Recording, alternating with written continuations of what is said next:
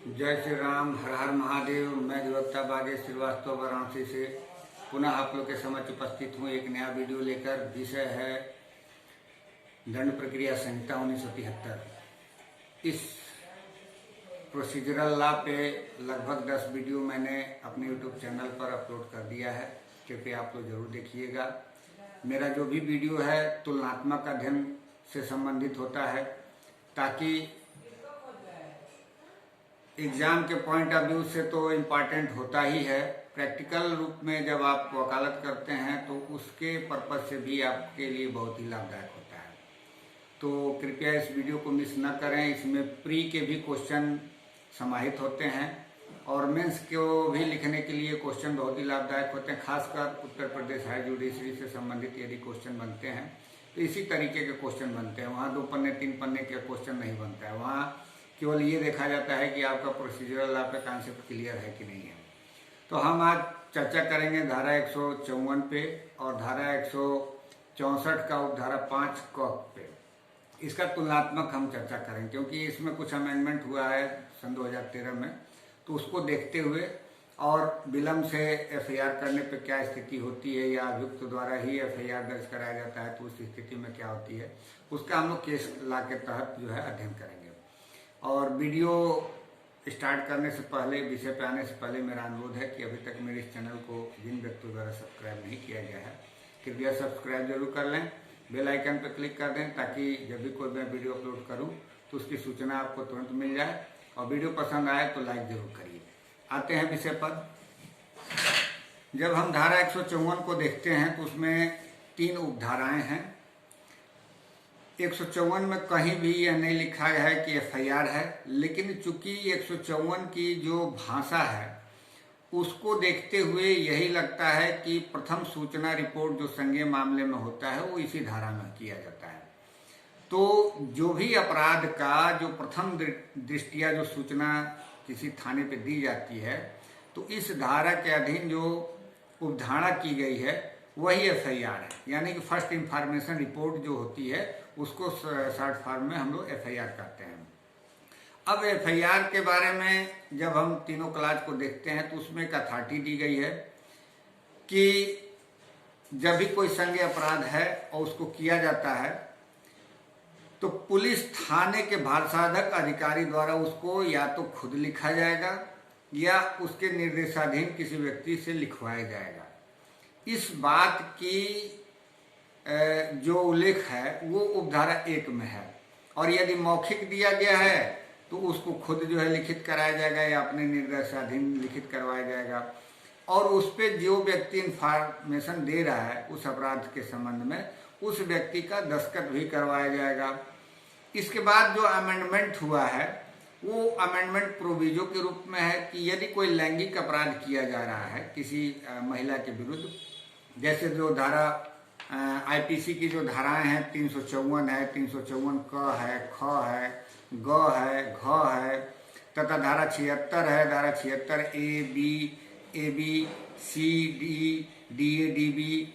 तो इन सब धाराओं के अंतर्गत यदि किसी व्यक्ति का अपराध किया गया है या प्रयत्न किया गया है, उसका कोई इंफॉर्मेशन कोई महिला दे रही है, तो यथासंभव उस महिला अधिकारी द्वारा ही लिखवाया जाएगा जो उस थाने में कोई एम्प्लॉय हो। यानी कि कोई लैंगिक अपराधों से संबंधित कोई एफआईआर की सूचना किसी महिला द्वारा दी जा रही है तो यथासंभव कोशिश यही किया जाएगा कि किसी महिला अधिकारी द्वारा उसको अभिलिखित किया जाए। अब दूसरा प्रोविजो इसमें एक और कह रहा है कि यदि इसी तरह का कोई अपराध है और उस व्यक्ति द्वारा जो इन्फॉर्मेशन जिस व्यक्ति ने दिया है यानी महिला ने, और वह महिला किसी अस्थायी रूप से मानसिक या शारीरिक रूप से निःशक्त हो गई है, तो उस कंडीशन में जो पुलिस अधिकारी होंगे उनका कर्तव्य होगा कि ऐसे अपराध की रिपोर्ट करने की इच्छा करते हैं तो निवास स्थान पर या उस व्यक्ति के विकल्प के किसी सुगम स्थान पर यथास्थिति किसी दुभाषी या किसी विशेष प्रबोधक की उपस्थिति में अभिलिखित की जाएगी। इसके कहने का तात्पर्य यह है कि यदि कोई व्यक्ति बोलने में असमर्थ हो चुका है तो अगर उसके द्वारा कोई इन्फॉर्मेशन दिया जा रहा है तो उसके खुद के स्थान पर जाया जाएगा पुलिस अधिकारी द्वारा, और दुभाषियों को भी या विशेष प्रबोधक जो उस व्यक्ति का बातों को एक्सप्लेन करे उसके द्वारा उसके समक्ष लिखित किया जाएगा, ये बात है। और इसमें एक और बात कही गई है कि इसका जो वीडियो फिल्म भी तैयार किया जाएगा। जो निशक्त व्यक्ति है या जो अस्थायी रूप से, शारीरिक रूप से, मानसिक रूप से ग्रस्त हो गया है, तो उस व्यक्ति द्वारा जो भी इंफॉर्मेशन दिया जाएगा उसका एक वीडियो भी बनाया जाएगा। क्योंकि हो सकता है कि बाद में जब ट्रायल के समय ये बात उठे कि उसने क्या कहा था, क्या नहीं कहा था, तो इस बात के प्रमाण के लिए उसमें उसका वीडियो भी बनाया जाएगा। और इसका जो धारा ग है प्रोविजो का, इसमें एक बात बहुत बढ़िया कहा गया है जो कि रिलेट करता है धारा 164 के उपधारा 5 क से। ये कह रहा है कि पुलिस अधिकारी धारा 164 के उपधारा 5 क के खंड क के अधीन किसी न्यायिक मजिस्ट्रेट द्वारा उस व्यक्ति का कथन यथासंभव शीघ्र अभिलिखित कराएगा। यानी कि जो नॉन कन्फेशनल स्टेटमेंट होते हैं, जब हम लोग 5 पढ़ते हैं तो 5 के बाद जो उपधारा 5 जो है उसके बाद जो है उपधारा 5 का अंत स्थापित किया गया है सन 2013 में अमेंडमेंट करके।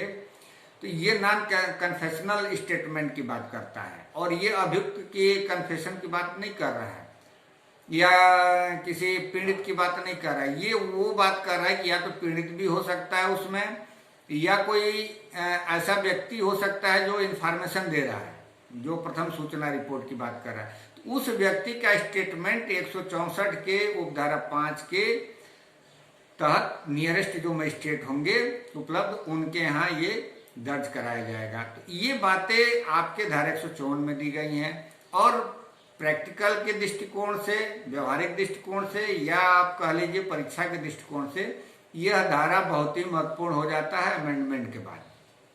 तीसरी बात इसमें जो कही गई उपधारा 3 में कि उस व्यक्ति द्वारा यदि एफआईआर नहीं लिखा जाता है, मतलब उस व्यक्ति का सूचना दिया जाता है पुलिस थाने के बाल साधक अधिकारी को और पुलिस थाने के बाल साधक अधिकारी द्वारा एफआईआर नहीं लिखा जाता है, तो उसके पास क्या उपाय है। तब ये उपधारा 3 बताता है कि उस अपराध का सार अभिलिखित करते हुए पत्र द्वारा डाक से पुलिस अधीक्षक को प्रेषित कर दिया जाएगा और पुलिस अधीक्षक उसी प्रकार से बर्ताव करेंगे जिस प्रकार से एक थाने का जो बाल साधक अधिकारी है एफआईआर के रूप में करता है। तो ये बात धारा 154 की है। अब हम लोग थोड़ा सा इसमें केसला देख लेते हैं, क्योंकि विलंब भी होता है, अभियुक्त द्वारा भी दर्ज कराया जाता है, तो उन सब चीजों में क्या स्थिति होती है उसमें थोड़ा सा हम लोग देख लेते हैं, तो फिर आगे चर्चा करेंगे। तो हम लोग देखते हैं कि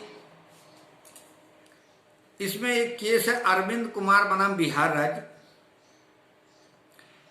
इसमें इसके एविडेंशियल वैल्यू की बात कही गई है कि एफआईआर की क्या एविडेंशियल वैल्यू है। तो एफआईआर महज जो है इन्वेषण करने का एक आधार बस प्रदान करता है, इसके अलावा एफआईआर का कोई बहुत वैल्यू नहीं है, क्योंकि बिना ट्रायल के किसी व्यक्ति को दोष सिद्ध मात्र एफआईआर के आधार पर नहीं किया जा सकता है। एकमात्र एफआईआर के आधार पर किसी व्यक्ति का दोष सिद्धि नहीं हो सकता है। तो एफआईआर का प्रयोजन क्या है, सिर्फ अन्वेषण करने का एक आधार होता है जिसके आधार पर पुलिस अधिकारी अन्वेषण करता है। और इसमें एक बात ये भी कही गई है कि न्यायालय ने प्राथमिक इतला रिपोर्ट के साक्ष्य मूल्य पर प्रकाश डालते हुए मत प्रकट किया कि प्रथम सूचना रिपोर्ट स्वयं मौलिक साक्ष्य के भाग के रूप में ग्राह्य नहीं होती है, यानी कि ये मौलिक साक्ष्य के रूप में एविडेंशियल वैल्यू इसका नहीं है। इसका बस इतना ही उपयोग किया जा सकता है कि उसमें जो भी एफआईआर दर्ज हुआ है तो उसके आधार पर इन्वेस्टिगेशन किया जा सकता है। अब विलंब की बात आती है तो सामान्य रूप से तो एफआईआर विलंब नहीं होना चाहिए। सामान्य नियम यही है कि प्रथम सूचना रिपोर्ट प्रथम समय पे देना चाहिए, लेकिन जहाँ लैंगिक अपराध हो रहा है तो उसमें स्वाभाविक होता है विलंब हो सकता है, क्योंकि हमारे समाज में जहाँ लैंगिक अपराध होते हैं, अपराध होने के बाद खुद पीड़िता द्वारा भी कुछ न कुछ समय उसमें सोचने समझने में निकल जाता है कि क्या इसको मैं अपने परिवार वालों को बताऊं कि न बताऊं। यदि परिवार वालों को बता भी दिया जाता है तो परिवार वाले भी सोचने में कुछ समय निकाल लेते हैं कि हम एफआईआर दर्ज कराएं कि न कराएं, क्योंकि लोक लाज समाज का जो भय रहता है वो कहीं ना कहीं से वो विलंब को प्रोत्साहित करता है। तो इस विषय पे पंजाब राज्य बनाम गुरमीत सिंह एवं अन्य का मामला था सन 2090 का, सॉरी 96 का है।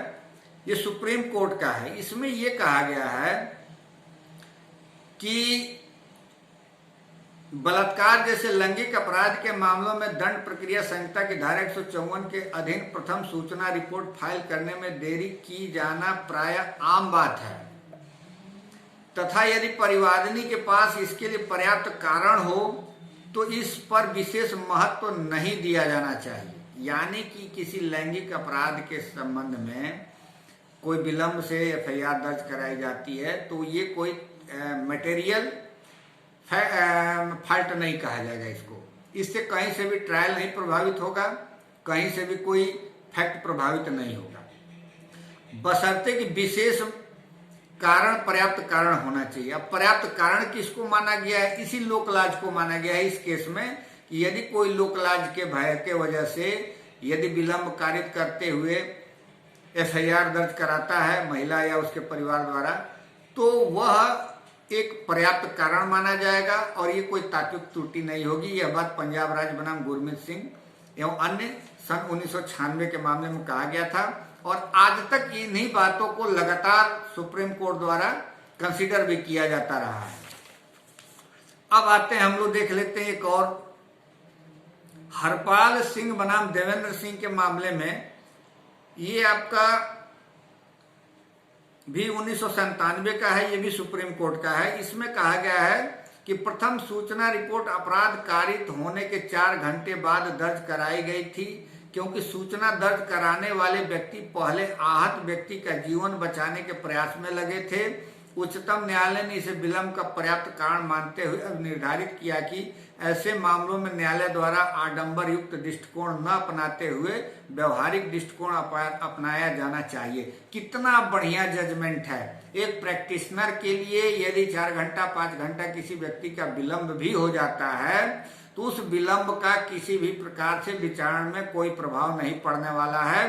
क्लियर कट स्पष्ट शब्दों में माननीय उच्चतम न्यायालय द्वारा ये कहा गया कि विक्टिम का जान बचाना प्राइमा फेसी होता है, न कि एफआईआर दर्ज कराना। एफआईआर दर्ज कराना एक विधिक व्यवस्था है, लेकिन यदि कोई व्यक्ति मरने की स्थिति में है तो सब काम छोड़ करके पहले एफआईआर नहीं दर्ज कराया जाएगा, पहले उसके इलाज के बारे में सोचा जाएगा और उसके बाद फिर एफआईआर दर्ज कराया जाएगा। यह केस है हरपाल सिंह बनाम देवेंद्र सिंह का मामला है और लगातार सुप्रीम कोर्ट द्वारा इस केस का अनुसरण भी किया जाता रहा है। अब एक बात और है, पम्मी उर्फ ब्रजेंद्र सिंह बनाम मध्य प्रदेश राज्य। यह 1998 का मामला है। इसमें कहा गया है कि प्रथम सूचना रिपोर्ट में सभी प्रत्यक्षदर्शी साक्षियों के नामों का उल्लेख न करने से वह निरर्थक नहीं हो जाती है। यानी कि फर्स्ट इंफॉर्मेशन रिपोर्ट जो होता है उसमें अपराध के संबंध में बात की जाती है, न कि ये बताया जाता है कि किन किन व्यक्तियों के सामने वो घटना हुई थी। ये तो अन्वेषण का विषय है या ट्रायल का विषय है जब साक्षियों को पेश किया जाएगा। तो यह महत्वहीन है यह बात की एफआईआर में साक्षियों का उल्लेख नहीं किया गया था कि वो किन किन व्यक्तियों द्वारा देखा गया था। घटना के बारे में बता दिया गया कि किन व्यक्ति द्वारा घटना किया गया था और किसके विरुद्ध किया गया था, ये पर्याप्त है। अब एक बात और उठता है कि यदि अभियुक्त द्वारा ही कोई घटना किया गया हो, अपराध किया गया हो और उसके द्वारा ही एफआईआर दर्ज करा दिया गया हो तो क्या उसके जो एफआईआर दर्ज कराए गए हैं, क्या उसके बयान जो है कन्फेशन के रूप में या उसका खंडन के रूप में या सपोर्ट के रूप में उसका प्रयोग किया जाएगा या खुद अभियुक्त जो है प्रोसिक्यूशन उसका उपयोग करेगा। तो इस विषय पे एक केस है,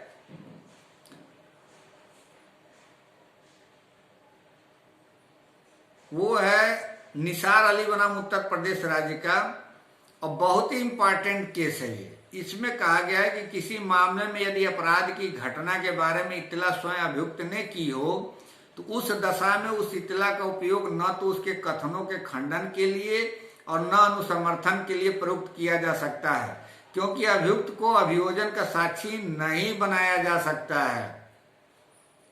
अब आप इस चीज को समझिए कितनी अच्छी बात कही गई है और कितना एनालिसिस करके ये बात कही गई है माननीय उच्चतम न्यायालय द्वारा। क्योंकि एक अभियुक्त ही यदि एफआईआर दर्ज करा देता है किसी घटना के संबंध में और बाद में इन्वेस्टिगेशन पता चलता है कि वो व्यक्ति ही खुद जो है अपराधी है, तो क्या अभियोजन के तरफ से उस व्यक्ति को उसमें साक्षी के रूप में शामिल किया जाएगा? तो नहीं। यही बात इस केस में कहा गया निसार अली बनाम उत्तर प्रदेश के राज्य में। ये बहुत ही इंपॉर्टेंट केस है। अब इसके बाद से एक और आता है सुखर बनाम उत्तर प्रदेश राज्य का। ये 1999 का मामला है। ये भी सुप्रीम कोर्ट द्वारा बड़ा अच्छा डिसीजन इसमें दिया गया है। इसमें कहा गया है कि आहत व्यक्ति द्वारा अन्वेषण अधिकारी से किए गए कथन तथा उसके द्वारा दर्ज कराई गई प्रथम इतला रिपोर्ट भारतीय साक्ष्य अधिनियम की धारा 32 के अंतर्गत मृत्युकालिक कथन के रूप में ग्राह्य नहीं होगी। यानी कि यदि कोई व्यक्ति मर जाता है तो क्या उसका मृत्युकालिक कथन के रूप में ग्राह्य होगा, उसका स्टेटमेंट एफआईआर जो है। तो इसी केस में ये कहा गया है सुखर बनाम उत्तर प्रदेश राज्य, ये आपका 1999 का मामला है कि या तो 161 के बयान में कोई व्यक्ति कह के मर गया है या एफआईआर दर्ज कराने के बाद वो मर गया है, तो क्या वो मृत्युकालिक कथन के रूप में ग्राह्य होगा उसका स्टेटमेंट? तो ये कहा गया कि नहीं। ये बहुत ही इंपॉर्टेंट केस है। अब एक और बात आती है कि यदि एक से अधिक व्यक्ति द्वारा सूचना रिपोर्ट दर्ज करा दिया गया है अपराध के संबंध में, तब क्या होगा? इस मामले में विजय शंकर बनाम मध्य प्रदेश, ये 89 का मामला है। इसमें कहा गया कि यदि एक से अधिक सूचना रिपोर्ट दी गई हो तो केवल प्रथम रिपोर्ट ही प्रथम सूचना रिपोर्ट मानी जाएगी। पश्चातवर्ती सूचनाएं धारा 161 द्वारा नियंत्रित होंगी। यानी कि 2 व्यक्ति 3 व्यक्ति द्वारा एफआईआर दर्ज कराया गया है, तो जो प्रथम बार जिस व्यक्ति द्वारा एफआईआर दर्ज कराया गया था वही प्रथम सूचना रिपोर्ट के रूप में मान्य होगा, और बाकी के जो एफआईआर दर्ज हैं वो 161 के रूप में परिवर्तित हो जाएंगे, यानी कि साक्षियों के बयान के रूप में वो दर्ज हो जाएंगे। तो इस प्रकार से हम लोगों ने देखा कि धारा 154 क्या कहता है, उसका उपचार क्या है, उसका एविडेंशियल वैल्यू क्या है और वो किस प्रकार से प्रयोग किया जा सकता है। हमें आशा है कि आप लोग को बात मेरी जरूर समझ में आई होगी, वीडियो पसंद आया होगा। आप लोग कृपया धारा 154 तथा धारा 164 की धारा 5 का जरूर पढ़ लीजिएगा। मिलते हैं अगले वीडियो में, तब तक के लिए इजाजत दीजिए। धन्यवाद।